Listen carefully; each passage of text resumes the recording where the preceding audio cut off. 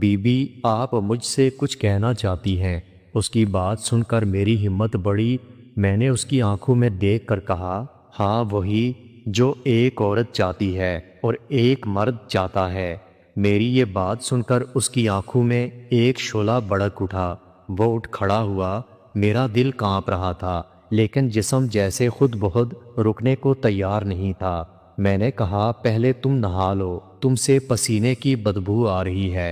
वो मुस्कुरा कर कहने लगा, गुसलखाना किधर है? मैंने हाथ के इशारे से उसे गुसलखाने का बताया तो वो अंदर चला गया। मैं तेज़ी से अपने कमरे में गई। कमरे में स्प्रे किया, पर्दे खींचे और बेड के कोने पर बैठ गई। मेरा दिल धड़क रहा था, जैसे अभी सीना फाड़ कर बाहर आएगा। थोड़ी देर के बाद दरवाज़ा खुला और वो तौलिया लपेटे कमरे में दाखिल हुआ। उसका चौड़ा सीना देख कर मैं हैरान हुई। ऐसा लगा जैसे कोई पहाड़ी शेर मेरे सामने खड़ा था। वो मुस्कुराता हुआ बेड पर बैठा। मेरा दिल चाह रहा था कि मैं अपनी आंखें बंद कर लूं और इस वक्त को यहाँ रोक दूं। बस यही वो लम्हा था जहाँ से मेरी कहानी ने वो मोड़ लिया जिसका मैंने कभी सोचा नहीं था।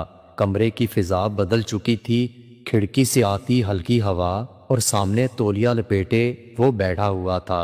ये सब कुछ किसी ख्वाब की तरह लग रहा था। मेरे दिल की धड़कन कानों तक सुनाई दे रही थी। मैंने हिम्मत की और उससे कहा, इतना काम करने के बाद तुम थकते नहीं हो? वो मुस्कुरा कर कहने लगा, बीबी जी थकन है, मगर सामने आप बैठी हैं, थकन भला कहाँ बाकी रहती है। उसकी बात सुनते ही मेरे अंदर की औरत जैसे जाग उठी। उसकी बातों में वही गर्मी थी जिसकी मुझे कमी महसूस होती थी। शोहर के होते हुए भी मैं जैसे अधूरी रहती थी, और आज अजनबी मुझे भरपूर तवज्जो दे रहा था। वो मेरे करीब आया, इतना करीब कि उसके जिस्म से उठती हुई खुशबू और गर्मी मेरे बदन को छूने लगी। वो कहने लगा, मेरे घर वाले बहुत दूर हैं, यहाँ तो सिर्फ मैं रोज़ी के लिए आया हूँ। कभी सोचा भी नहीं था कि ऐसी बात भी किसी से करूँगा। मैंने उसकी बात सुनकर अपनी नज़रें झुका लीं, मगर मेरा दिल चाह रहा था कि वो मेरी तरफ देखता रहे। कमरे की खामोशी में बस दिलों की धड़कन थी। उसने आहिस्ता से मेरे हाथ पर अपना हाथ रखा। मैं कांप गई, मगर पीछे हटने के बजाय मैं खामोश बैठी रही। वो कहने लगा, बीबी जी, इंसान का नसीब कभी कभी ऐसे मौके देता है जैसे आज दिया है। मैंने आंख उठाकर उसको देखा। उसकी आंखों में ख्वाहिश की शिद्दत थी और मेरी आंखों में बरसों का खालीपन।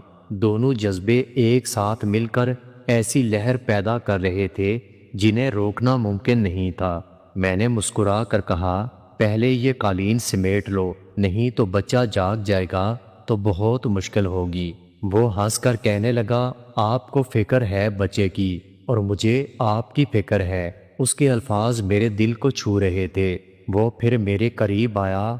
मैंने महसूस किया कि उसकी कुर्बत मेरे अंदर तूफान जगा रही थी, जिस तूफान को मैं बरसों से दबा रही थी। दिल कह रहा था कि ये लम्हा बस यहाँ पर रुक जाए।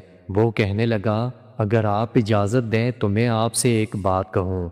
मैंने नज़रें झुकाए हुए कहा, हाँ बोलो, क्या बात है?